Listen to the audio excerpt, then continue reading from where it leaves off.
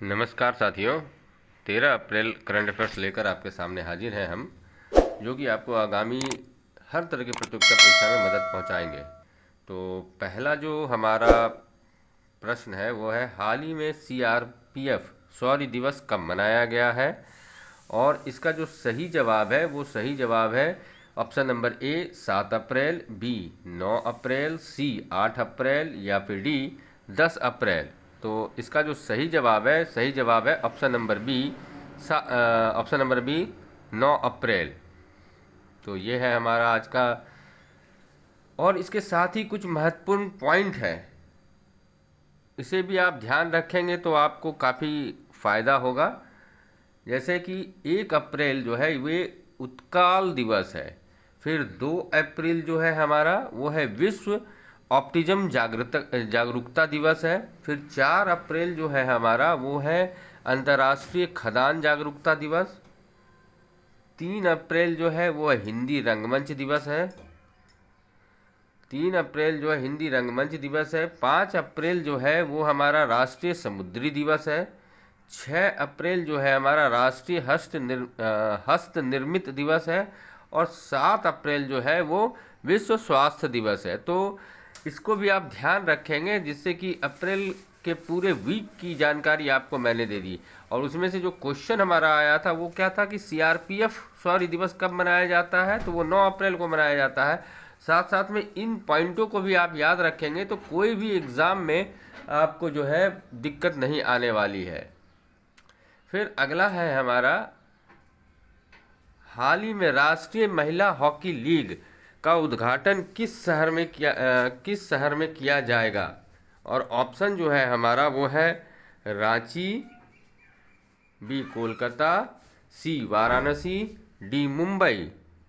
और इसका सही जवाब है ऑप्शन नंबर ए, राष्ट्रीय महिला हॉकी लीग का उद्घाटन जो है वो रांची में किया जाएगा। फिर अगला है हमारा, हाल ही में भारत ने किस देश में सितवे बंदरगाह पर परिचालन नियंत्रण हासिल किया है? और इसका जो ऑप्शन है वो है हमारा ऑप्शन नंबर ए में इंडोनेशिया, बी में चीन, सी में म्यांमार या फिर डी कनाडा। और इसका जो सही जवाब है वो ऑप्शन नंबर सी है, म्यांमार। अब देखिए, इसके बारे में भी कुछ फैक्ट्स हैं जो हमको जानना जरूरी है और जानना ही चाहिए, क्योंकि हो सकता है कि इससे संबंधित प्रश्न भी आपको परीक्षा में पूछे जाए। प्रतियोगिता परीक्षा जो आगामी आने वाली है कई तरह की, जैसे कि Bihar police constable exam, UP police constable exam, SSC GD constable exam, तो उन सारे परीक्षाओं या एसएससी सीजीएल, एसएससी सीएचएसएल, किसी में भी इससे संबंधित करंट अफेयर्स में पूछे जा सकते हैं। पहला जो पॉइंट है, दुनिया का सबसे बड़ा अफीम उत्पादक म्यांमार बना है। मतलब दुनिया में सबसे अधिक अफीम का उत्पादन कहाँ होता है, तो म्यांमार में होता है। फिर दूसरा जो है, चक्रवात माइकोंग बंगाल की खाड़ी से टकराया, इसका नाम म्यांमार ने रखा था। फिर अगला है, चक्रवात से प्रभावित म्यांमार के लिए भारत ने ऑपरेशन करुणा शुरू किया। आगे बढ़ते हैं। अगला जो है हमारा वो है, हाल ही में किस देश की सेना माउंट एवरेस्ट से कचरा इकट्ठा करने के लिए अभियान चलाएगी? तो इसका जो सही ऑप्शन दिया गया है वो है ऑप्शन नंबर ए में जापान, बी में श्रीलंका, सी में नेपाल, डी में बांग्लादेश। और इसका सही जवाब है ऑप्शन नंबर सी, नेपाल। कुछ फैक्ट्स हैं उसको भी हमको ध्यान देना चाहिए। तो बहुराष्ट्रीय सैन्य अभ्यास शांति प्रयास 4 नेपाल में शुरू हुआ है। नेपाल के तमांग समुदाय ने सोनम लोसार के अवसर पर नया साल मनाया। नेपाल अगले 10 वर्षों में भारत को 10,000 मेगावाट बिजली का निर्यात करेगा। आधिकारिक तौर पर समलैंगिक विवाह का पंजीकरण करने वाला पहला दक्षिण एशियाई देश नेपाल बना है। ये सारे भी पॉइंट हैं करंट अफेयर्स से संबंधित, तो इनको भी आप ध्यान रखेंगे। फिर अगला है हमारा, भारतीय सेना को किस देश से पोर्टेबल इग्ला एस वायु रक्षा प्रणाली मिली है? और ऑप्शन जो है हमारा वो है ऑप्शन नंबर ए में स्वीडन, बी में रूस, सी में इराक, डी में इज़राइल। और इसका सही जवाब जो है वो हमारे ऑप्शन नंबर बी, रूस। फिर फैक्ट्स हैं कुछ, रूसी रूसी अंतरिक्ष यात्री ओलेग कोनोनेको ने 878 दिन या लगभग 2.5 साल से अधिक समय तक अंतरिक्ष में रहने के साथ ही अंतरिक्ष में सबसे अधिक समय बिताने का नया विश्व रिकॉर्ड बनाया है। रूस ने 2024 ब्रिक्स की अध्यक्षता संभाली है। भारत ने रूस से 5400 मिसाइल स्क्वाड्रन खरीदे हैं।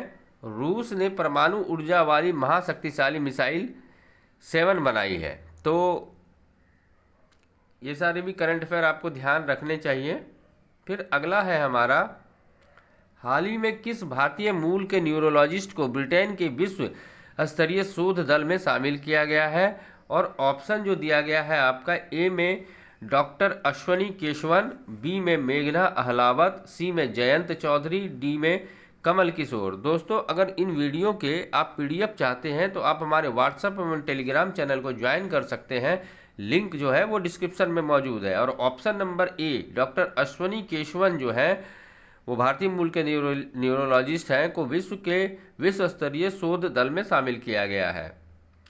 फिर अगला है हमारा, हाल ही में एयर इंडिया ने किसे वैश्विक हवाई अड्डा परिचालन प्रमुख नियुक्त किया है?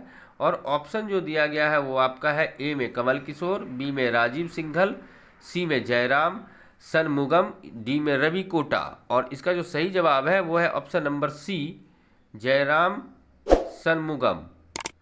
8 नंबर का हमारा करंट अफेयर्स है आज का, हाल ही में IPEF द्वारा क्लीन एनर्जी इन्वेस्टर फोरम का आयोजन किस देश में किया जाएगा? और ऑप्शन है हमारा, ए में ब्रिटेन, बी में कनाडा, सी में सिंगापुर और डी में श्रीलंका। और इसका सही जवाब है हमारा ऑप्शन नंबर सी। फिर अगला है 9 नंबर का हमारा, हाल ही में वित्त आयोग के सदस्य के रूप में किसे नियुक्त किया गया है? तो ऑप्शन दिया गया है आपका, ए में अजीत पाठक, बी में मनोज पांडा, सी में सैफाली सरन, डी में संदीप जैन। और सही जवाब है ऑप्शन नंबर बी, मनोज पांडा को वित्त आयोग के सदस्य के रूप में नियुक्त किया गया है। कुछ फैक्ट्स हैं उसे भी ध्यान रखिएगा। FISME के नए अध्यक्ष के रूप में संदीप जैन ने कार्यभार संभाला है। सैफाली सरन ने PIB के प्रधान महानिदेशक के रूप में कार्यभार संभाला है। जयश्री दास वर्मा ने FICCI महिला संगठन के अध्यक्ष का पदभार संभाला है। ATMA के नए अध्यक्ष अर्नब बनर्जी बने हैं।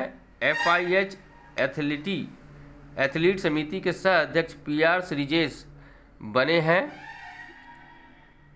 अगला है हमारा, हाल ही में किस देश ने रूस से सर्वाधिक कच्चे तेल का आयात किया है? और ऑप्शन जो दिया गया है वो है ऑप्शन नंबर ए में चीन, बी में कनाडा, सी में जापान या फिर डी में ऑस्ट्रेलिया। और इसका सही जवाब है ऑप्शन नंबर ए, चीन।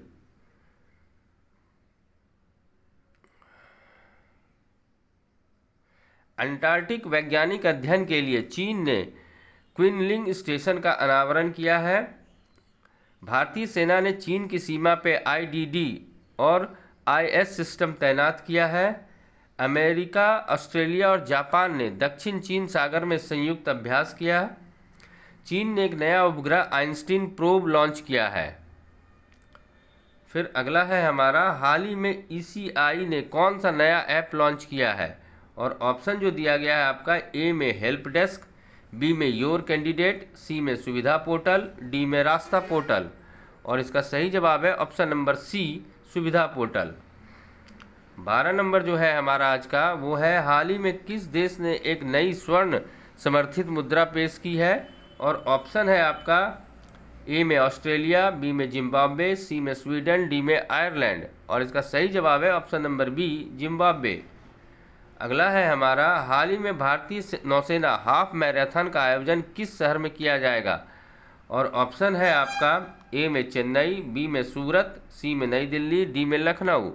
सही जवाब है ऑप्शन नंबर सी, नई दिल्ली। फिर अगला है हमारा, हाल ही में भारत के पहले प्राइवेट सब मीटर रिजोल्यूशन सर्विलांस सैटेलाइट को किसने लॉन्च किया है? और ऑप्शन जो दिया गया है वो है आपका, ए में इसरो, बी में DRDO, सी में टाटा एडवांस सिस्टम्स लिमिटेड या फिर डी रिलायंस टेक इंफ्रा। और इसका सही जवाब है option number C, Tata advance systems limited.